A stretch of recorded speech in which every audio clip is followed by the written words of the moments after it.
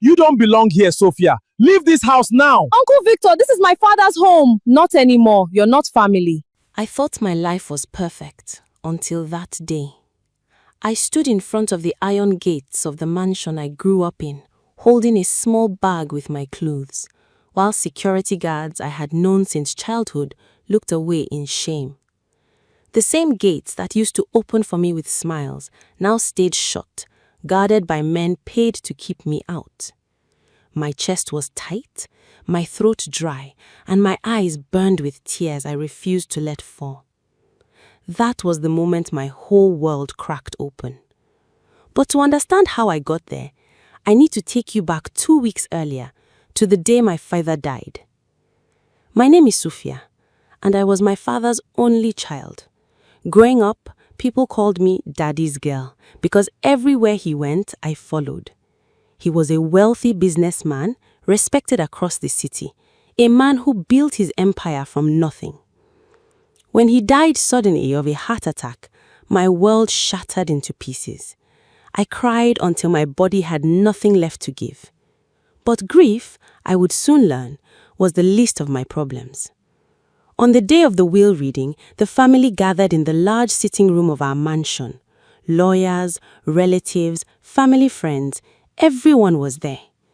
I sat quietly, still in mourning clothes, expecting to hear my father's final wishes for me, his only daughter. But before the lawyer could even open the file, my Uncle Victor stood up. "Before we continue," he said, his voice cold and sharp, "there is something everyone needs to know. Sophia is not my brother's biological daughter." The room went silent. My heart stopped.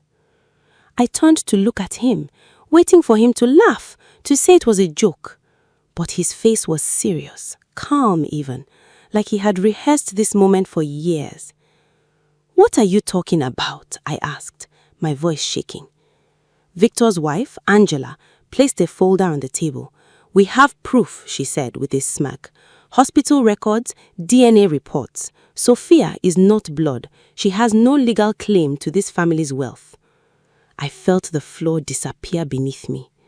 The people who had hugged me at my father's funeral just days ago were now staring at me like a stranger, like I was a thief who had been caught red-handed. But what they didn't know was that this was only the beginning, and the truth they were trying to bury would soon destroy everything they had built. If you love stories about betrayal, justice, and powerful comebacks, hit that subscribe button right now, because what happens next will shock you. I sat there, frozen, as the lawyer cleared his throat and looked at the documents Victor had handed him. My hands were trembling so much, I had to press them against my lap to keep them still. Every eye in that room was on me, but none of them were eyes of sympathy.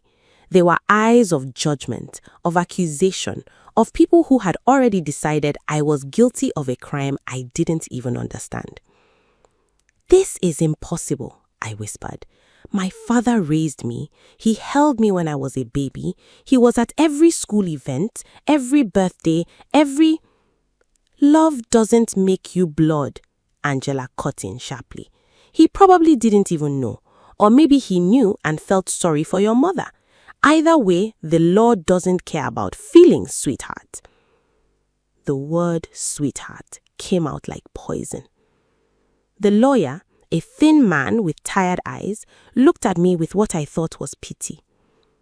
"Sophia, until this matter is resolved, the estate and company shares will be frozen.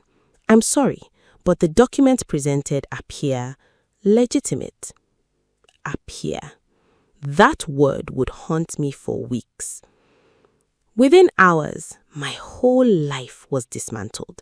My access to the family account was cut off. My father's lawyers I had known my entire life, suddenly couldn't get involved in family matters.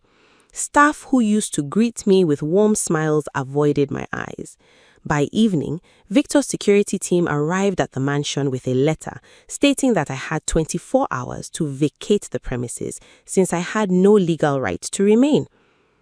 I spent that night in my childhood bedroom, the one with the cream walls and the small reading nook my father built for me when I was 8. I sat on the floor, surrounded by photo albums, staring at pictures of my father holding me as a baby, teaching me to ride a bicycle, walking me down to my first day of university. How could all of this be a lie? The next morning, I packed one bag. I didn't fight the guards. I didn't scream or cry in front of them. I had cried enough the night before to last a lifetime. As I walked through those gates, for what I thought was the last time, Angela stood by the door, arms crossed, watching me leave with a satisfied smile. "Don't bother coming back. This was never your home." I didn't respond. I just kept walking, my heart pounding with a mixture of grief and something else, something new, anger. And beneath that anger, a quiet, burning question that wouldn't leave me alone. If I wasn't my father's daughter, then why did he never tell me himself? That question would lead me somewhere none of them ever expected. For 3 days, I stayed in a small guest house owned by my best friend, Ngozi. She didn't ask too many questions. She just gave me a bed, food, and silence when I needed it. But on the 4th day, something inside me shifted. I stopped crying and started thinking. If my father wasn't really my father, there had to be evidence somewhere. Hospital records, my birth certificate, something. But if he was my father, and this was all a setup, then there had to be evidence of that too. Either way, the truth was somewhere, and I was going to find it. I started with the one place Victor and Angela never thought to check: my father's old study at his original family house, the smaller property he inherited from my grandparents before he became wealthy. It had been locked up for years, untouched, gathering dust. I still had the key, hidden inside a jewelry box my father gave me on my 18th birthday. The house smelled of old wood and forgotten time. Cobwebs hung in corners, and dust floated in the air like ghosts disturbed from sleep. I moved slowly through the rooms until I reached his study, a small room with a wooden desk, shelves of old books, and a metal filing cabinet in the corner. My hands shook as I opened the drawers. Old contracts, faded photographs, and then, at the bottom of the last drawer, wrapped in a plastic bag to protect it from dust, I found a stack of letters tied together with a ribbon. I sat on the dusty floor and began to read. The first letter was from my grandmother, written decades ago to my grandfather. My eyes widened as I read the words. It spoke of a baby boy, not born to them, but taken in after a family tragedy, raised as their own, given their name. The letter begged my grandfather to never let the boy know the truth, for his own sake. My heart began to race. I dug further and found hospital admission records, old yellowed papers from a clinic that had closed down years ago. The name on the adoption file made my blood run cold. Victor, my uncle, the man who stood in that sitting room and called me an outsider, who froze my accounts and threw me out of my own home, was not my grandparents' biological son. He was adopted, secretly, and someone had spent decades making sure nobody ever found out. I sat there in the dust and silence, the papers trembling in my hands, my mind racing faster than my heart. If this was true, if I could prove this, then everything Victor had built, his claim, his position, his entire identity in this family, was a lie far bigger than anything he had accused me of. But proving it wouldn't be easy. And the moment Victor found out I was digging into the past, he would do everything in his power to bury it again, along with me. I spent the next 2 weeks moving carefully, like someone walking through a minefield. I couldn't go to Victor's lawyers. They were already against me. I couldn't go to the police without solid proof. So I did the only thing I could. I went looking for people who remembered the past. My grandmother had passed away years ago, but she had a sister, my great aunt Comfort, who still lived in a quiet town outside the city. I hadn't seen her since I was a child, but I remembered her warmth, the way she used to pinch my cheeks and call me Small Sophia. When I arrived at her small house, she welcomed me with open arms, completely unaware of the storm happening in the family. I told her everything, the will, the accusations, being thrown out. Her face grew darker with every word. "They called you an outsider?" she asked, her voice trembling with anger. "After everything your father did for that boy?" My breath caught. "What boy?" She sighed deeply, the kind of sigh that carries decades of secrets. "Victor," she said quietly. "Your grandmother's sister, my cousin Comfort, got pregnant outside marriage many years ago. It brought great shame to the family back then. The baby was given to your grandparents to raise as their own to protect everyone's reputation. Only a few of us ever knew the truth.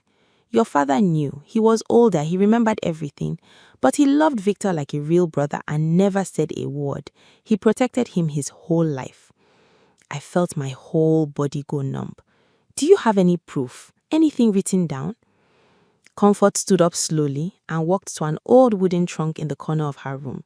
She pulled out a small bundle of documents, handwritten notes, an old church baptismal record with a different surname crossed out, and a black and white photograph of a young woman holding a baby with a name written on the back that wasn't Victor's family name at all.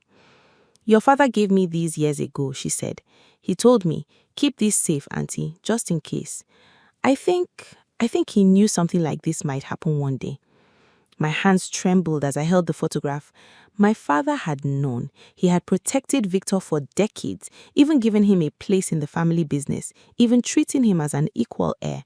And in return, Victor had used my father's death to try and steal everything, including erasing me from the family entirely. But now I had what I needed: hospital records, adoption letters, a baptismal certificate, a witness, and one more thing: Comfort agreed to testify in court. That night, as I prepared everything for the lawyers, my phone rang. It was an unknown number. When I picked up, a cold, familiar voice spoke. "I heard you've been visiting old relatives, digging up things that should stay buried. I'm warning you, Sophia. Drop this or you will regret it." I gripped the phone tightly, my heart pounding, but my voice came out steadier than I expected. "You should have thought about that before you threw me out of my own home, Uncle." I hung up. The war had officially begun, and there was no turning back now. The court date arrived faster than I expected. I walked into that courtroom with Comfort by my side, a folder of documents in my hands, and a calmness I didn't know I had. Victor and Angela sat across from us, dressed sharply, surrounded by expensive lawyers, looking confident, almost bored, as if this was a formality they would easily win. The judge, an older woman with sharp eyes, began by reviewing Victor's documents originally presented, the ones claiming I wasn't my father's biological daughter. My lawyer, a young woman named Fumi, whom Ngozi had connected me with, stood up calmly. "Your Honor, before we address my client's parentage, we would like to submit new evidence regarding the parentage of Mr. Victor, evidence that directly affects his legal standing to inherit from this family at all." Victor's smile faltered. Fumi presented everything: the adoption letters, the baptismal record, the hospital documents from the old clinic. The courtroom buzzed with whispers. Victor's lawyer immediately objected, calling the documents forged and irrelevant, but the judge ordered an investigation and DNA testing for both Victor and myself, comparing our samples to remaining biological relatives from my grandparents' side. Victor stood up abruptly. "This is ridiculous. This is a desperate attempt by a desperate woman to—" "Sit down, Mr. Victor," the judge said firmly, "or I will have you removed from this courtroom." He sat, but I could see his hands clenching into fists. Comfort was called to testify. With a steady voice, despite her age, she told the court everything: the family secret, the shame, the adoption, and how my father had spent his whole life protecting Victor's identity out of love and loyalty. She spoke of the photograph, the original name on Victor's baptismal record, and how my father had kept evidence safe just in case something like this ever happened. The DNA results were processed over the next few days, the longest days of my life. Ngozi stayed with me every night, reminding me to eat, to sleep, to breathe. I barely did any of those things. When the court reconvened, the judge held up 2 envelopes. The room fell completely silent. The results confirm, she said slowly, that Sophia is the biological daughter of the deceased. The DNA match with paternal relatives is conclusive. A wave of relief crashed over me, but the judge wasn't finished. The results also confirm, she continued, looking directly at Victor, that Mr. Victor shares no biological relation whatsoever to this family. The courtroom erupted into gasps. Angela's face went pale. Victor's lawyers shuffled through papers frantically, but there was nothing left to argue. For months, they had called me an impostor, a fraud, an outsider who didn't belong. And now, in front of everyone, the family, the lawyers, the press that had gathered outside, the truth stood exposed. The real outsider had been sitting at the head of the table all along. The weeks that followed moved like a storm finally breaking after months of unbearable pressure. The court ruled fully in my favor. My father's estate, frozen for months, was released back to me. Ownership of the company's shares, all of it, was legally restored under my name. The mansion gates that once shut me out now opened the moment I arrived, the same security guards bowing their heads, this time in respect, not shame. Victor and Angela's world collapsed overnight. The company board, hearing of the scandal, immediately voted to remove Victor from his position. News of the case spread quickly. Family heiress proved inheritance fraud, uncovers decades-old secret, became the headline everywhere. The same relatives who had turned their backs on me during the will reading now called, sending messages, suddenly remembering how much they always believed in me. I didn't return their calls. But here is where the story takes its final turn, the part that surprised even me. While going through my father's private safe at the mansion, I found one more letter, written in his own handwriting, dated years before his death. It was addressed to me. In it, he explained everything. He had known about Victor's true origins since he was a teenager. He had watched his parents, my grandparents, raise Victor with love, give him their name, their legacy, everything to protect him from the shame society would have placed on him.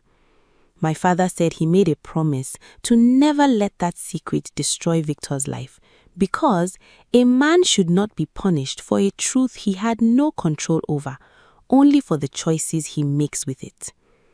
He ended the letter with these words: "If anything ever threatens what is rightfully yours, fight for it, my daughter, but never let revenge turn you into someone I wouldn't recognize." I sat with that letter for a long time. When everything was settled, I made a decision that shocked everyone, including myself. I didn't strip Victor and Angela of everything. I allowed them to keep a modest house on the outskirts of the city and gave them enough money to start over, quietly, without scandal, without further humiliation in the media. Some called me weak for it, but I knew the truth. My kindness hurt Victor more than any revenge ever could, because in the end, his downfall wasn't caused by me. It was caused by his own greed, his own lies, his own decades of pretending to be something he wasn't, all while looking down on the one person who was truly, rightfully, family. I kept my father's name alive. I rebuilt what was nearly stolen from me, and I learned that the truth, no matter how long it's buried, always finds its way to the light. If this story touched you, don't forget to subscribe and share it with someone who needs to hear that justice always comes, sometimes when you least expect it. Stay strong, stay patient, and never let anyone make you feel like a stranger in your own story.